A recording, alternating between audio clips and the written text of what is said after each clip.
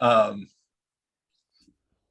Okay, recording in progress. Welcome everybody to this panel discussion. I'm just going to really quick, I thought I would convene first a conversation among Cristina, Ugo, and Angela. First of all, to hear about where you're at and what you're up to. And second, just to address a few questions like in general terms that the students can then dig into and also just bounce some ideas off of. But I chose y'all, I had the honor of getting to do this delightful search where I was like, who are these fascinating people that we could gather together? And just to give you a brief, real quick overview, Cristina Pitter, a person so near and dear to my heart, an artist whose magic, hold on, and I just want to make sure I introduce you in the way that your website does. A queer Afro Latinx fat babe, nomad artist, sex educator, hedonist, and bruja. Cristina is a badass who has also appeared as a co-star on an episode of Law and Order SVU. The Sinner regional credits are plenty to talk about. I first saw her on stage at Ensemble Studio Theater and an astonishing show called Behind the Sheet. And Cristina and I have gotten to kick it a little bit. That's really dope. Ugo Chukwu, first saw you at the Vineyard in Do You Feel Anger, and I've gotten to see you twice in What to Send Up When It Goes Down at the Public and later at BAM. I feel like one of the shows that sort of set the tone for how we were going to engage, like how we could and should engage with race and ritual in America and in New York City. It really had a beautiful show, and I was glad I got to experience it several times. And also someone who's hilarious on social media. I'm here to testify, and also somebody who TV and film credits include The Path and also The Unbreakable Kimmy Schmidt. Again, I'm just like looking at it from 10,000 feet up. There's plenty more if you want to download their resumes. Angella Katherine, who needs no introduction to people in this room. Angela, who notably has burst onto the scene after graduating from Brooklyn College and landed a role on Flatbush Misdemeanors, where she steals every scene, and also has a range of credits in theater. If you've been around Brooklyn College, you saw Angela on stage, and I had the pleasure of having her in a scene study course where she stole every scene as well. So I'm really excited to have you all in the building. Let me just first throw it over to Cristina, Ugo, Angela, whoever wants to jump in. So what are y'all working on right now? What's going on? Or how's life? How's life if we don't want to talk about work? What's happening? It's a mix of everything. Wild. Listen, full moon. We're in clip season. Everything is wild this past weekend. The brujeria is real, so I'm leading with that, where we can relish in the magic of this earth around us and funnel that into the stories we want to tell. And that's a major component of how I make my work, how I choose how to cultivate community and the people that I work with. And I just got back from Cleveland Playhouse doing a workshop of Charlie Von Simpson's I'm Back Now. She is an incredible playwright and TV writer as well. I highly recommend you follow her work. It's incredible. So that was lovely. What's her name again? Sorry. What? Whose name? Charlie Von Simpson? Yes. Yes. Okay. I was like, I wasn't sure what you asked me. Sorry. Yes, Charlie Yvonne Simpson, and she spells it Charly.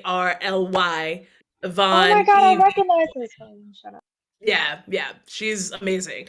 I just got back the other day, and leading into this unknown summer, a couple of readings. I'm going to be teaching in Greece for a month, which is incredible, and following the spirit and seeing where it leads. I'm a freelance artist and make work, follow work, audition for work, and that's where I'm at right now. And I will pass it on to whoever wants to take the next. I don't know if Ugo wanted to go, but I guess I'll jump in. Guys, how y'all doing? What have I been up to? And so sorry, I guess I wasn't listening. My attention span. I go by she, her, and I'm in Brooklyn, New York, Flatbush. What's up? Always wanted to do that in one of these. But I just wrapped season 2 of Flatbush Misdemeanor season 2. Wait, I just said that twice, LOL. But yeah, I just wrapped that. And that was a blessing because everything just aligned perfectly. Like the chips were falling into the place. God was doing his thing. Life was lifing, okay? Like I wasn't even supposed to be on season 2, but the way it happened is just like being a good person. I remember always remembering that lesson in Brooklyn College. Like they always said, show up. If you're early, you're on time. If you're late, you're forgotten. And when you have these opportunities to burst through them doors, you have to make sure that you're always on your P's and Q's and always available. And so because of those connections that you forge when you are a good human, you're like allotted so many blessings. So I'm grateful for that. And I'm going into my next project soon in June. So I'm just gearing up for that. It's gonna be fun. And I've just been working. I'm also a part-time substitute teacher. So I've been getting to know the little kiddies and also like learning from them because I have to play them. I teach high school as well as elementary. And so with some voiceovers, you know, you have to pull from the real people you meet. And so being able to do that, it's just been really fun. Yeah, that's just been what I've been up to and a couple other things, but I don't want to say too Angela, much. are you able to talk about the next project coming up? You don't have to. I'm just curious. Like, Yeah, I mean, they didn't make me sign no NDA, so don't tell nobody. But no, it's called Lady in the Lake for Apple TV. That's starring Lupita Nyong'o and Natalie Portman. Yes, so that's gonna be exciting. And so yeah, I'm grateful. Like I just want to be able to keep the ball rolling and just be the change I want to see, honestly. That's awesome. Thank you. Ugo, what's going on with you? So I'm once again I'm doing this Broadway national tour of Oklahoma. We've been doing it since October. We're currently driving to Auburn right now. We're going to hit up North Gulf, and this is towards the tail end of the tour. So it's a year-long contract. So we've been doing it since October. But I mean, before that, I've been luckily, knock on wood, since graduated from Brooklyn College in '08, I've always been working. You know what I mean? I think the longest break I've ever had, and this is like no bullshit, the longest break I've ever had was the pandemic. You know what I mean? Like whether it was a workshop, whether it was a play. And just going back to what Angela was saying, I think one of the reasons why people are like, wow, I always see you in things, or you're always working, it's showing up, and it's like being a reliable person. It's when someone brings up your name and is like, have you ever thought about Ugo? Oh God, yeah, no, I know him. He's great. Or like he's a good like, I don't know him. And they're like, he's great. He's a really good person. You should like get to know him. So it's reputation does mean a lot. Not like a reputation in like just your work ethic. You know what I mean? And since after the pandemic, as things, well, we're still in it, but like as things started to open back up, I did What to Send Up again at Playwrights Horizons and at BAM, and then jumped right into Oklahoma. But it's a real thing. Because of the pandemic, we had to cancel some shows. We weren't able to do the show in Lincoln, Nebraska. It was getting a little hairy when we were in Kansas City just a couple days ago, and so it's one of those things where it's been great, but also just reminding myself that it's a real thing that we're going through. There's different towns, different mask mandates, different feelings on how people feel about that, and we got to be on our P's and Q's. But so far, it's been really good. This is great, and you both touched on the importance of showing up, doing your best, being a good citizen. Hey, Alan, what's going on? I'm curious if we could talk about inflection points. Because when you go from really trying to establish yourself to booking a role that then assures that you probably are going to have work for the next year, or something that will definitely lead to something else. Can you talk about any inflection points that you had and how you reached those those achievements in the first few years out of grad school? Or does that make sense? You know what I mean? Yeah. I'm. It- I, go you ahead. go. I just was like, I just need more clarity on inflection points. I'm not too sure what that means. Yeah, I guess I just mean like you go, like, for example, someone might go through a period of I'm talking about like career level ups where you land the role that then you don't have to, play uh, you get a coast you finally get your first TV role in an episodic, and then you do a good job and you can get further work there. But it's sometimes you like spend a lot of time hustling to try to get that role in an episodic or try to get that commercial so you can do more commercials. Were there any like inflection points that you can talk about in the first few years out of Brooklyn College? I think one of you should take it first, 'cause I know I have a very different path from in regards to pursuing work and yes, so I'll wait. I mean, I guess it hasn't been that long since I left Brooklyn College. Like I just saw y'all in the hallways before the pandemic, you know?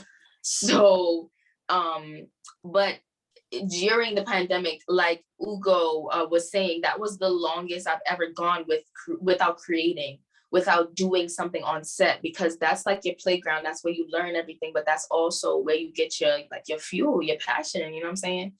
So for me, that kind of makes you want to get inspired and want to create your own things when you have that break. And not only create your own things, but it fuels you to getting yourself prepared so that you can stay ready so you don't have to get ready.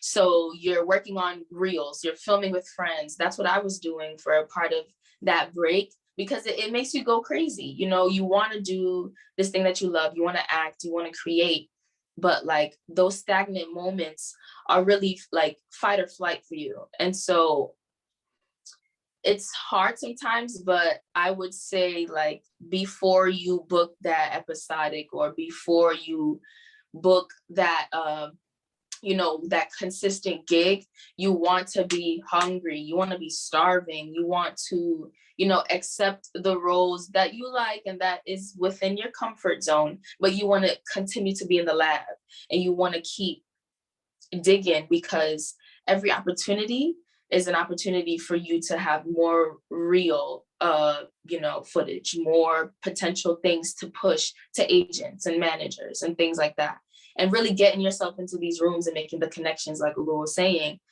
And it just automatically like gives you that drive and motivation to just keep going, because someone who gives up is the only one who loses. If you don't give up, you're not going to lose, if that makes sense. Yeah. I think that when I graduated, once again, I was always sort of working. Like whenever a gig would sort of end, something else would pop up, and it's very fortunate to the point where if I had a break,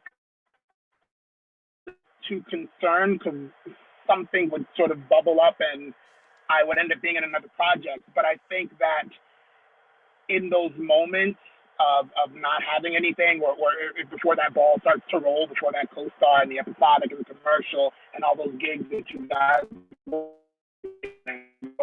that ball starts to roll, I just sort of say like something that I can do that I'm working on more is just cultivating other types of work that I'm into. Like I was looking at everybody's little bio here. I know there's ukulele here at some point. I know there's a lot of other folks here who are doing other things besides acting, and I would just continue to cultivate the work that isn't just acting. If you write poetry, if you sing, if you have an instrument, continue to work on those things in between.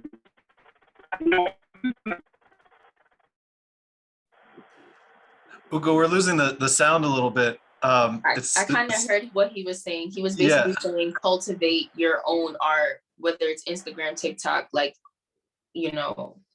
or poetry or Poetry, playwriting? Yeah. Okay, we got it coming up in the chat. This is great. Bet. It's kind of a good Jump. segue Yeah. from that. I think it's really important to be honest and clear about what you want in regards to pursuing a life in the arts because everyone is different, you know?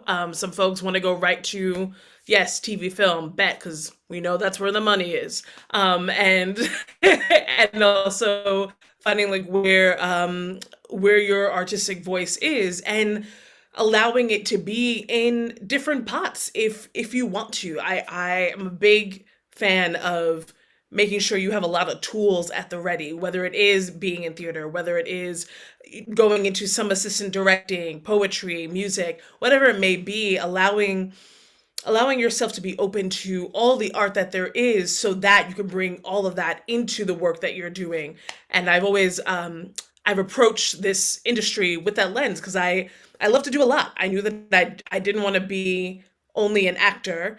I love painting. I love doing music stuff, and that has been such a balm to the ache of what it means to be an artist and knowing that we are not supported by this country for the most part unless you're doing mega commercial stuff, and how to really check in with yourself and make sure that your garden is tended to so that you don't burn out, so that you're not grinding and losing hope.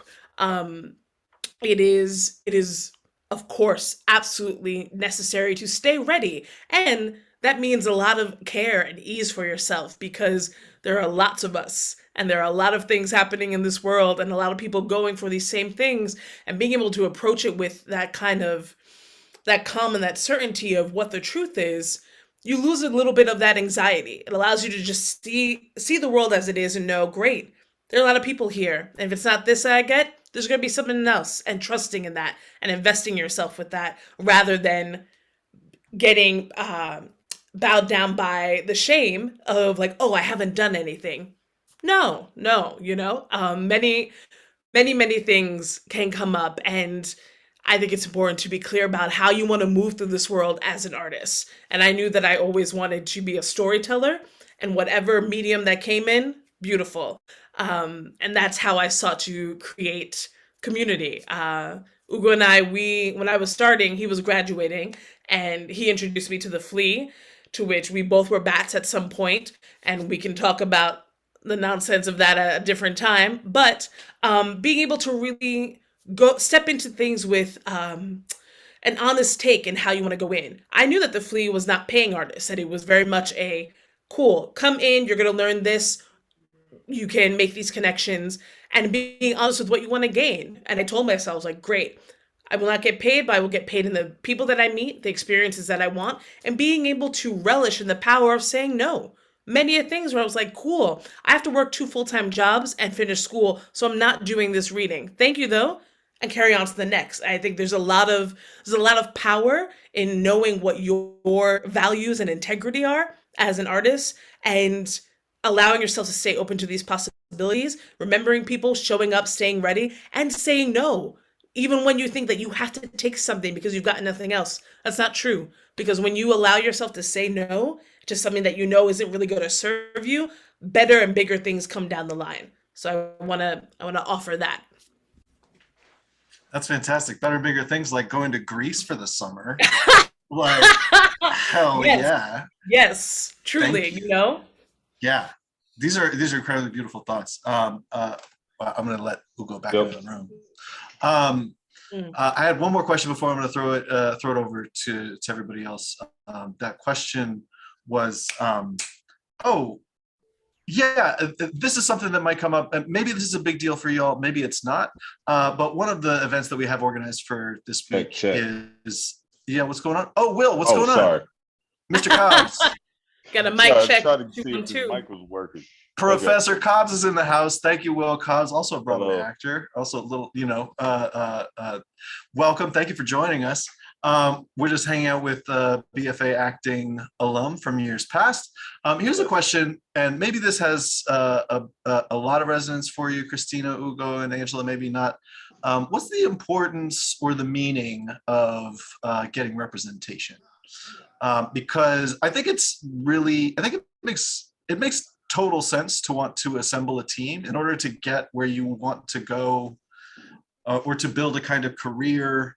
I think that sometimes, like, our society like emphasizes this idea that you have to do it all on your own, but you actually do need support. You do need a team.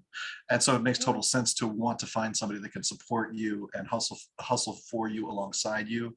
But what has that meant to you, finding representation? What's that been like? And was it everything that you thought it would be when you booked it? Or, what was that journey like? Ooh, yeah. I'll take it first. Coming out of Brooklyn College, so 2012, graduated, had the showcase, great. I met with a few folks, but it was very much like when you just know, you're like, this isn't for me right now, and that's okay. But still being open and seeking what you want, because when you're looking for representation, you're looking for representation. Who is going to see you, value you, and not just shove you along the lines as another cog in the machine, So being really intentional with who do you want to work with? Who do you want on your team that's going to lift you up, be honest with you, make sure you're held accountable, and also have that care. So I didn't seek it out for a long time. And also knowing in who I am, and that a lot of people still are like, cool, we don't know really what to do with you. You're ethnically ambiguous, fat, I was like, yeah, I'm all that and I'm amazing. Moving on. So really like own everything, every single eccentric, unique, personal part of you, bring it out there, because there is no one else like you, and bringing that into how you want to seek representation.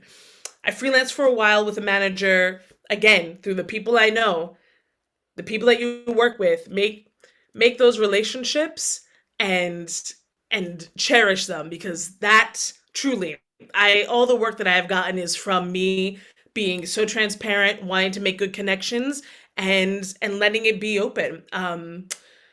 Freelance with a manager for a bit, and that was my first foray into TV film. And I was very, transparent. I was looking for a TV film, but also was doing my theater stuff on the side, and let her know, like, I'm running this. I already am getting my own auditions through it. This is where I need help. And it got to its run where she was submitting me for things that I already knew the people. So how to be honest with where you are, and be able to leave with love, and refocus and see what that representation is. And now I've just started freelancing with a commercial and voiceover agent, and booked my first big ass commercial, and it was so like I'm still in awe of it, because when I tell you residuals, baby, all right. Was that Wingstop? Yes, it was Buffalo Wild Wings. Oh, Buffalo Wild Wings. It was Yeah. So good. Wild. And like the to have someone who is that transparency, that care, and like, boom, we got you for this. Can you do it? All good if you can't.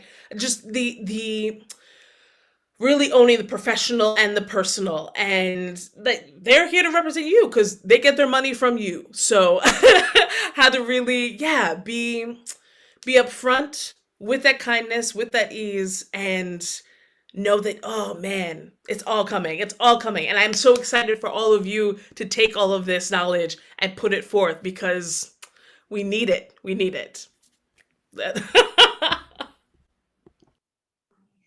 This is very true. Being a good human being, forging those connections, I can't stress it enough. That is the best thing for you to do. I'm telling you. So a lot of people are very nervous when it comes to agents and managers and getting roles with or without them. And I will say, and also highlight the point Cristina was making, like literally they work for you. And with that ease and with that, that nicety of it, you can advocate for yourself, because that's where at Brooklyn College, I remember there was one lady in particular, Rose Bonsek, my baby. She said, advocate for yourself, because who else gonna do it for you? At the end of the day, you're the one who's gonna be on the sets. You're the one who is gonna be booking these roles. And so boom, but after I graduated from Brooklyn College, the showcase, I was fortunate enough to sit down with a few people, got to know and hear a few people. And when you hear what they're about and how they view you and how they value you, pay close attention, because red flags are red. They're not a carnival.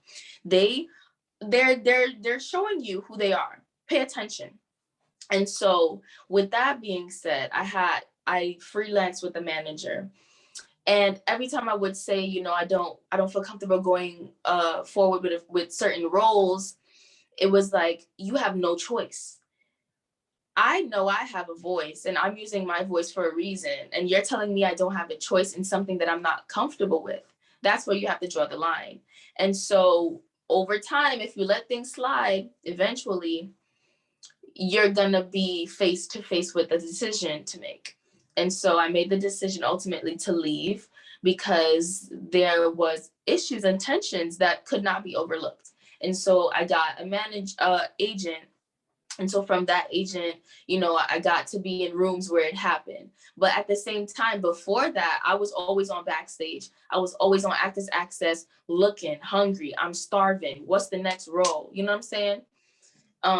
So with that being said, got my agent through the showcase, so grateful. That connection we had off rip was beautiful. It was spiritual. You could feel a level of comfort that I didn't have before. So boom, with that being said, you know, did some good work, booked Flatbush, and then something happened. And so now this is the part of the story where once you are doing things, people might change. People might feel like they own you in a sense. People might feel like they own how they speak to you, and disrespect comes about, or, you know, people change up on you when you elevate. And so again, you have to advocate for yourself, advocate for yourself, advocate for yourself, because at the end of the day, if it's for you, it will be for you. And so during this point, I wanted to let my agents go to seek new representation. And so in between, I had no agent, I had no representation. They were not sending me out for stuff. And so I sent myself out for Lady in the Lake, the thing that I just booked by myself without representation. So let that sink in. I literally had representation, fell out, and then went with my own discernment, auditioned for it, and got it. I thought that was mind blowing. And so that gave me the ultimate courage to leave my representation, who didn't treat me or value me, and go to another agency who did. And you don't want to be a number at these agencies. You want them to be on your team. They work for you. You want them to be on your side and advocating for you, because you cannot be the one working harder than them. It's a team effort. There's no I in team. If you are the only one, you will be burning out. You'll be overworking yourself. And so, oh my God, I could go on and on about the stories, but yeah, that's my biggest takeaway for agents and managers. They're good to have, but they're not the end all be all. And now I understand what other alumni were telling me. I don't even know if I said that right, alumnus. But Alumni. Yeah, alumni. Well, What's the plural? Oh yeah, okay. Alumni is plural, but like that was so beautiful. Thank you, Angela. God, so much knowledge going back and forth in here. This is fantastic. We have to share this with the rest of the class. Ugo, you want to take a crack at this one? Yeah, I'll try. Sorry again, everybody. Hopefully it's not too bad. I think everyone froze on me, so I think it's not working. Can you guys hear me? Yeah, we can hear you. Oh shit. Okay, great. I didn't get representation after my showcase. I didn't get late, like about 4 or 5 years ago. But I was always working, you know what I mean? And I was able to sort of cultivate relationships on my own, to the point where now when I do have representation and I do see projects that I'm good for, I know who's casting it. So I can now work with my reps and tell them, hey, this person is casting this and I know them. So like, you should submit me for this. I don't necessarily think that you need them as soon as you graduate from college, as soon as you're done. I think there's so much work, like Angela's saying, there's backstage, there's actors access. I think it's best to sort of trust your gut. I think you'll know when it's time for you to get reps. I kind of hit that wall where I said, there's a number of projects that I would be good for that I need to get in the room for, and I don't have the access to it. And that's when I started to submit myself for agents and managers. And I have a manager, I have an agent. I would also say to be very careful because agents take 20% and agents take 10%. And, it's good to have them, but just know that money it goes away after a while. You know what I mean? And it kind of hurts. And it kind of hurts for me sometimes because a lot of the projects that I end up getting are projects that I have cultivated from relationships that I've had, but they're taking care of the contract. So because of that, they're taking some of the money. So it hurts a little bit. So the same way that they're taking finances from you, you got to make sure you're on top of them. And you just want to make sure you have someone that you believe in and makes you feel comfortable and they believe in you. You don't want, like Angela was saying, you don't want to be another number, Oh man, this has already been a meal. It's been 40 minutes. I feel like it's gone by in 5. Thank y'all so much. Yeah, class of 2022. I want to open the floor. You don't even have to talk through me. Go ahead, Alan. Jump in. And this is a small enough group that I feel like we can kind of self-regulate. So we don't all have to raise hands and stuff. I'm just going to say, let's pretend we're in a room and we're all good citizens. And just as Angela told us from the very top, we have to be. And so just dive in with your questions and responses and thoughts as they come along.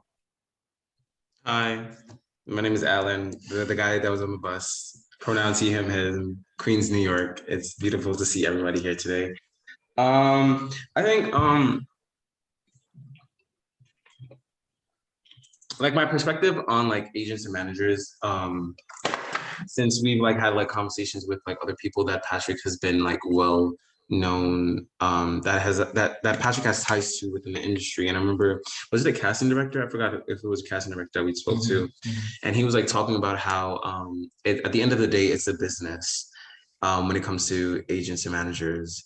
But then when he told me that, I was kind of conflicted because when Angela told me her story about like, you have a voice to be heard, like, how do you balance that business side of getting an agent and manager, as well as making sure that they're serving you in your creative passions, and so it can be like intertwined? And how do you see the red flags, I guess? Because sometimes I'm kind of dumb and I'm like, let me just ignore that red flag. I'm just kind of wondering, like, what are those red flags and how do you balance out the business side and the creative side of having an agent or a manager? Well, let me say this, man. I think it's really super important. Once again, remember that they work for you. I think the best thing I think the quickest thing, just like from a sales perspective, you go into a meeting with an agent and they say something to you like, I don't know what to do with you. They just saved you a bunch of time. Like, thank you very much and move on. You don't need to convince them of anything. And if you're in a room and you feel like you got to convince somebody of your value, then you don't need to be in that room, period. And like, for either of you, it's not good for either of you to be in that situation. So I think if you lead with that, if you lead with that in your head, you won't be able to ignore some of the things that they will say that put you in a box, some of the things that they say that are completely off from your own vision. Because a lot of them will ask you who you see yourself as and what kind of career you would like want to emulate, and they'll tell you what they think too. when those things don't line up, cool. Thank you for your time. It was nice meeting you. Leave with a handshake and move on about your day. And if you start from that perspective, I think you will weed out a lot, because it is a business, and some people, and there's levels to their game too. So they're trying to build a roster. They're trying to fit. They're trying to hurl stuff at the wall to see what sticks, because they want to have the next big thing too. So understanding that that's what it is. When it doesn't click, move on. And when it's not clicking, like when you do have an agent and you don't want to go out for something, they'll hit you with some guilt trip. They'll hit you with some like, I don't believe, like, I worked real hard to get this, blah, blah, blah, blah, blah, blah. And you can be really professional and civil about, you know what, thank you, and I appreciate that. But I know for a fact that this is not a room or a part that I need to be seen for. This is not how I see the vision. And if the agent isn't big enough to see, like, we're getting closer by figuring out, like, this isn't the route we want to go, we're getting closer to, like, meeting each other, then you don't need them. If you can't say no, if you can't respond with, like, if you're not allowed to respond with, I simply don't want to do that, that's good enough, because they work for you. Mm-hmm. And if they're not comfortable with that relationship, then you can move on from it. Yeah. And people make it every day without an agent. People make it every day without an agent. What's likely to happen for a lot of you is you'll get something on your own, and you'll find agents that go, oh my God, I got 3 projects that you'd be perfect for. And that's how they'll start with you. So, like, you don't have, in that way, I think that's part of the calculus of not having to feel the pressure of having to have an agent right away. Because you still need to make relationships. The relationships, as been said before, are everything. That's what's going to be what gets you. I think 80% of the jobs I've gotten in my entire career have come from relationships, and 20%, the other 20% have come from like weird extensions of those relationships. Like, I can't think of too many things that just popped up out of the blue that weren't connected some way to somebody I made feel good about my work and feel good about being in a room with me,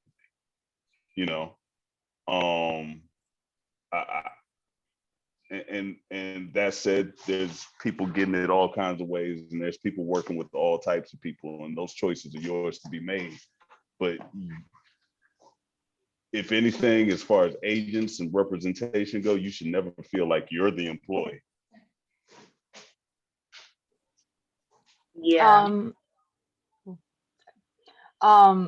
Yeah, it's the fact that like thinking about it, because we've been working on like trying to like submit to managers and agents, and they make it as like a really big deal to the fact that we feel like we need the representation in a way and everything. And just hearing like the relationship between like agents and the manager, like you guys explaining on what's happening, that's not like a huge relationship, like like a regular relationship starting, like you hear the one red flags, you skedaddle, like, yeah, nah, bro, no, But not no, this but time. it is though. It is exactly like that. The relationships that you have in your life, you carry it in your business too, because that's the only way you know how to be. And so on the acting aside reality world in it, if in that relationship you feel unhealthy, you cannot communicate how you feel, you cannot speak or advocate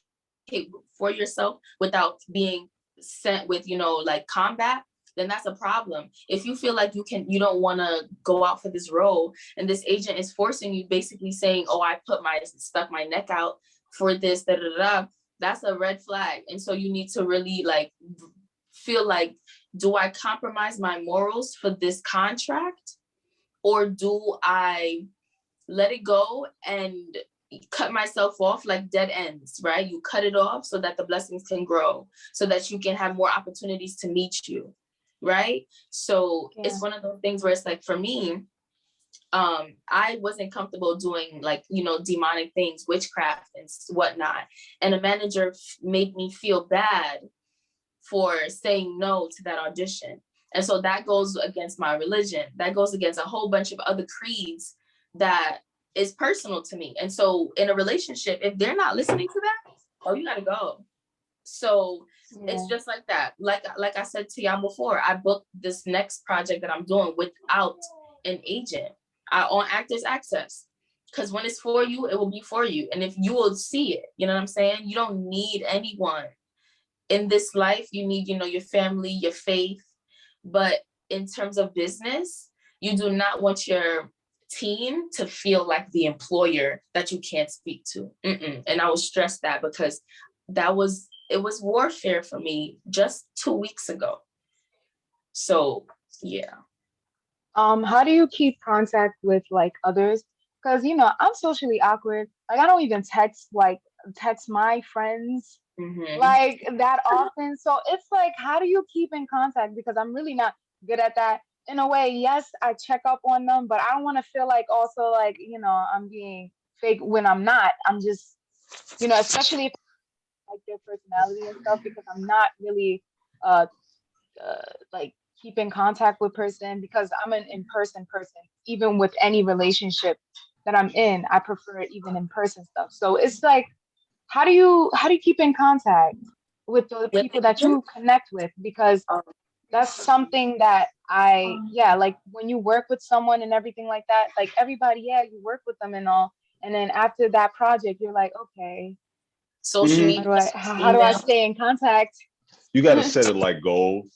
I really think you got to set it like goals. This is something I definitely personally struggle with too. And what I mean, and when I say set it like goals, like you kind of align. It doesn't sound good saying it out loud, but bear with me. You kind of align like where you're trying to go with who you already know, and are you talking to them enough? And then you pick up the phone and you start a conversation, and then you like, but like, I mean, I got a goal to talk to my parents 3 times a week. You know what I'm saying? Like I check it off like that.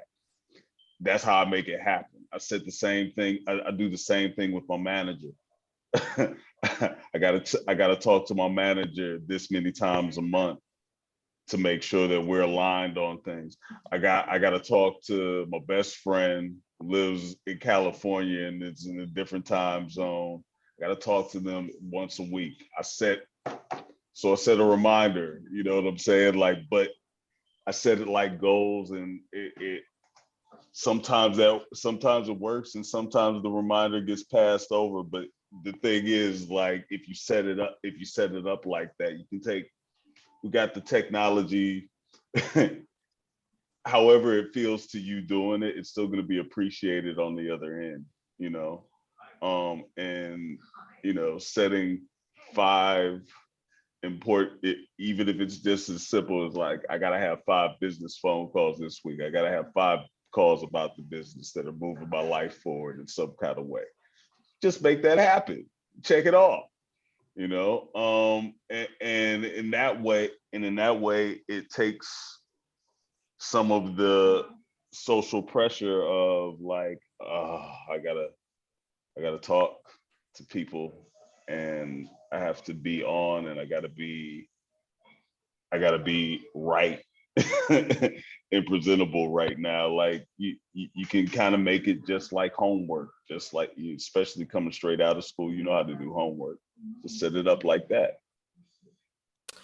There's also the other balancing side of that, of knowing, figuring out what works best for you, of like, is being able to have a schedule, being able to set it up like a list so that it's something that's at the forefront of your mind, and knowing, especially within a pandemic, how it's a little harder social group wise. But I say being able to also offer the organic approach of who do you want to be with? Who are the people that you are trying to cultivate a Yeah. relationship with?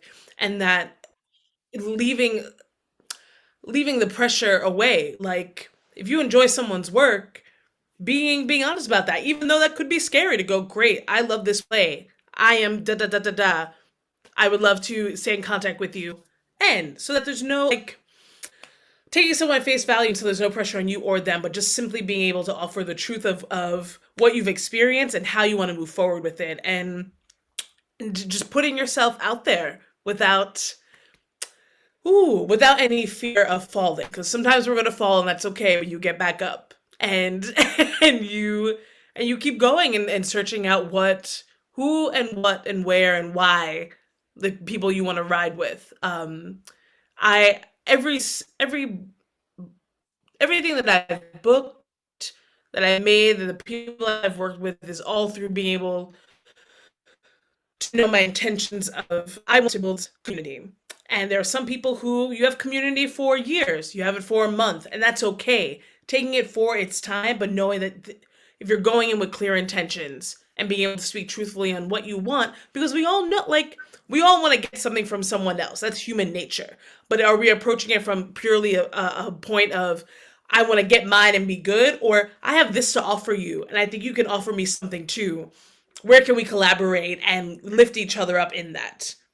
Yeah, genuine collaboration. I agree with that. Being a good human being, it goes hand in hand with that. And also, like, these are the people who are going to help you when you need to have those connections for like agents or whatever. Like your homegirl who's on the set with you, they're going to be the ones to make the introduction for you because, you know, you can, oh my God, you can go so much with the you know, the contacts and the emails and all of that. But that in-person connection that you have with a person, that's what sticks. And so, like Cristina said, you can definitely, like, you know, make those genuine connections and those organic ones of like, okay, I haven't heard about this person in a while, or this person is directing my show and is a showrunner. Let me go talk to them because I know I have a show that I'm writing. So let me go forge that connection. And it's just about hi, hello, being that person that they'd want to drink or go to a bar with or party with at the end of the day. You know, be honest and truthful in what you want and just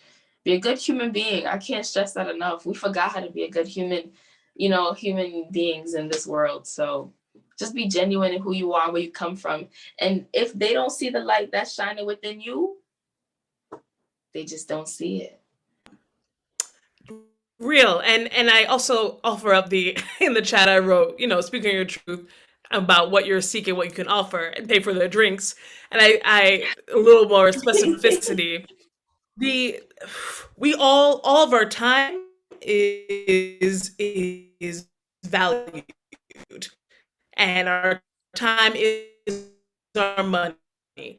I hate, but it's here and we have to navigate it, right? Whose work you admire or what have you, offer up what you can so that their time is also respected. The one of the things that drives me crazy. Oh, can I pick your brain? Can I pick your brain? Sure, you can pick my brain, but are you at least buying me a cup of coffee? Because my time is worth a lot.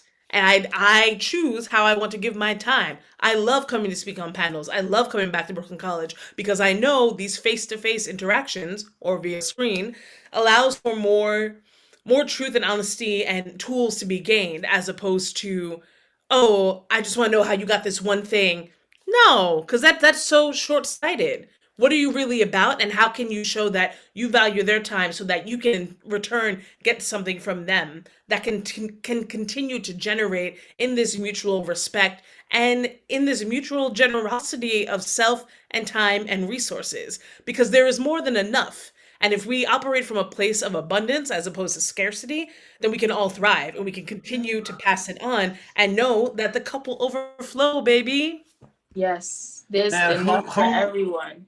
who needs Also, church when you could just go to a panel with Christina Pitter? Like this is beautiful. Sorry, I interrupted you, Angela. What were you gonna say? No. I was saying exactly. There is enough for everyone to go around, and just being able to share and give abundantly, you'll be blessed tenfold. That's biblical. but like that's also street and real, you know? It's true. Time check, we're coming up. I wanted to make sure, just to keep things, just to leave us all wanting more. Everybody on this panel has the grads and alumni now have each other's email addresses. I want to just give a time check. We'll probably have like 10 or 15 minutes left. If anybody wants to follow up, please feel free. But yeah, if you haven't, oh yeah, Cristina says you can email her anytime. Just make sure to buy her drinks. Yes. And but is there anybody we haven't heard from? Leah or Antonio, you want to jump in? I'm just curious. You don't have to, no obligation. I just like your voices. I did have one question. Hopefully it's quick. How did you deal with post? I feel like this isn't talked about enough. Post graduation, like jitters, anxieties, depressions. Like, how do you, once you leave this concentrated program, or even just being in school straight through, how do you deal with adjusting to now the world that's considered the real world? Like, how do you adjust to that? Because I'm kind of going through that right now. So yeah. In a post-pandemic, post-graduation world, it feels so hard, and it feels like a part of you is on, not saying pause, but it's you are now gonna have to figure out what you're gonna do for 24 hours of your day. A large chunk of it is not gonna be school anymore. A large chunk of it is not gonna be you actively pursuing and doing your passion. So how are you gonna fill that time? It's all about, like we said from the beginning, like staying grounded and rooted in your creativity and what brings you home, what makes you feel safe, what makes you feel happy. That's the biggest thing. Finding peace, purpose, and prosperity, whatever brings you, that is what you should be, filling your time with. Those jitters are gonna come. It's gonna be scary as AF. It's gonna be scary. But ultimately having that faith and knowing that this path that you worked so hard to forge is gonna have that light at the end of the tunnel. But you have to really believe in that and create a routine for yourself, exactly like what Ugo's saying. Get into the gym, work on your health, work on your well-being, get into therapy. I just did that the other day because I knew I had to be the best version of myself. And so I would just say work on those things, work on yourself, because your instrument is key. You are who you are, but you have to be your best self in order to put your best foot forward. So just be your full self. You know what I mean? Like, life does not revolve around acting and being an artist. Being an artist means cultivating so many other things. Take yourself out on a trip, work a gig. Like, anything that you're doing is going to feed into your work regardless. You know what I mean? Whether it's like, you really like, I don't know, you like going to the MoMA a lot and you like want to just go see art. It's subconscious, it's insidious, but when you get a gig and you're working and you're doing table work, all that stuff, who you are is going to come to the table. So it's good to just, for lack of a better word, just have hobbies. You know what I mean? Like, just have hobbies, just do things that are outside of like acting. And it actually is going to help in the networking phase anyway. I know we were talking about like how to talk to other people. Sometimes people just don't want to talk about acting. I don't like to talk about acting. I want to talk about professional wrestling. I want to talk about video games. You know what I mean? Yes. These and sometimes that's going to be helpful if you're just a more well-rounded person, and don't put pressure on yourself. Explore that. You just graduated. You just spent all this time acting. Like, take a walk. You know what I mean? Take a break. Yeah, take a break. Yeah, just do take something. a Yeah, recharge. Yeah. Yes, that's very important. And allow yourself to feel all the things that are fucking scary. I think there's so much pressure to be okay. Let me power through this. No, fuck that. Because that's the shit that's gonna make you build up and explode in a way that's not gonna be healthy to anyone.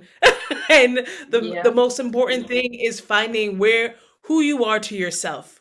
How are you taking care of yourself and giving yourself that ease so that you can put more power in the things that you enjoy and that you want to build? And that includes feeling all the fears, being honest with what that is, and knowing that it doesn't define you. How do you want to move through it? How do you use it? How do you own the dark side of yourself that might be really to go? Be like, cool, I know you're here. The devil I know well. The fear cannot rule you, but you have to know what it is. You have to know what it is to feel that, be honest with it, and then move on through it and past it. And let these all be lessons as opposed to punishing yourself for feeling a way that isn't, ideal at times. Because the other side will come along. There will be better days. There will be things where you're full of excitement. And there will be days where, like, yeah, depression is real and it's all okay. As long as you are coming back to yourself and taking care of yourself so that you can approach the work the way you want to. Yes. And therapy is beautiful. If you're dealing with depression and stuff, definitely seek help and speak about it, because you as the actor, it's your job to be storytellers and tell other people's trauma and other people's stories. So you have to be right with yourself and your spirituality and your inner man before you can be someone else, if that makes sense. And I will add that we are always learning. There's never, like, we're not going to get this one formula and be done. We're constantly learning and growing and evolving, and being able to surrender to that is incredible, and it has the most power. Mm-hmm. Yes. Surrender to the unknown and sit in the discomfort. Oh my gosh, so many things. Sorry, we gotta wrap this up. My bad. We don't have to do anything. We could do whatever we want. We're just on here in Zoom land with some cool people. Good. But I do feel like, what's that now? I said Zoom land, but I will be making dinner at some point. Yeah, we're gonna go. I am feeling like let me just say, are there any last words about embarking on a journey post BFA? Any words right now? Maybe not last forever. Oh yeah, Alan, go ahead. You got your hand. What's up? I just have this one burning question ever since you guys just started talking. And but what is the how do you, because I just finished a production and I was burnt out as hell and I didn't, I just couldn't, but I really needed the money. So it was like, when you guys talk about like taking care of yourself and like X, Y, and Z and make sure X, Y, and all these different type of things, how do you guys get through that process? Because I feel like for this Flash production that I was in, I was just like, done. Sometimes it bees like that. Sometimes it just bees like that. And it's whew. And that, like, the brutal honesty, the tender brutality, if you will, of sometimes in your middle of I also just finished a process, not the Cleveland, but before, where so many joyous things were happening and so much fuck shit was happening. And where it was eating away at my soul and knowing, cool, I refuse to give you this energy. And my energy is precious. And still sitting with the truth of, wow, this part drained me, but I'm not there anymore. I can look at this and know this is what happened. This is how I felt. What can I learn so I know not to let myself to that point again? How do I learn from these circumstances, these experiences, and better ready myself so that I'm not as drained as before? Forgiveness, softness and forgiveness for yourself so that you're ready for the next thing. Fatu. I was gonna, that part about the draining part, because I'm the type of person, work, because I'm the, I don't know if anyone else feel that way, because if I feel like I'm not doing anything, I know I learned about this, the plateau and all that extraness, but listen, I mean, yeah, I should make a routine, right? But I'm just saying, like, it's like, how do you maintain yourself? Because I don't know if, for example, what Angela said, like, during the pandemic, usually I'm out. I'm either doing open mic or I'm doing some type of artistic thing, because I'm like that. Like I have to do something in a way. And I learned like I learned that, wow, I cannot sit in one place in that moment. So how do you maintain that? Because I feel like I'm the active person that would just go, and I'm like, all right, I think I'm burning myself out in a way. Like sometimes That's a unconsciously, I lifelong don't know. thing, girl. You keep going every minute, every day, taking one breath at a time. Cause that's exactly how I feel now. I just wrapped up. I'm like, bro, I'm miserable in the crib. Like, I need to do something. So that's where your creativity comes in, and finding the means of like, you know what? I never bike ride. Let me go learn how to ride a bike. Let me go do, you know what I'm saying? Like those little things that it in turn you're better for, because you can bring it into characters. You can use whatever you learn and the different things. And you know what I'm saying? Like you find that time to work on yourself in ways that you never even thought of, instead of like sitting in that, oh man, what's next? Like I feel like, because those thoughts can start lying to you. And that's when you don't want it to get there,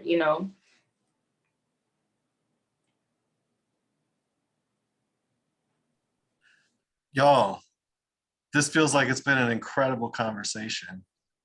I want to declare a victory and bounce. How does that sound? I also invite everyone to continue these conversations offline. We have email addresses that have been circulated. Please continue to be in conversation. Thank you so much, Cristina, Angela, and Ugo for joining us for this awesome time.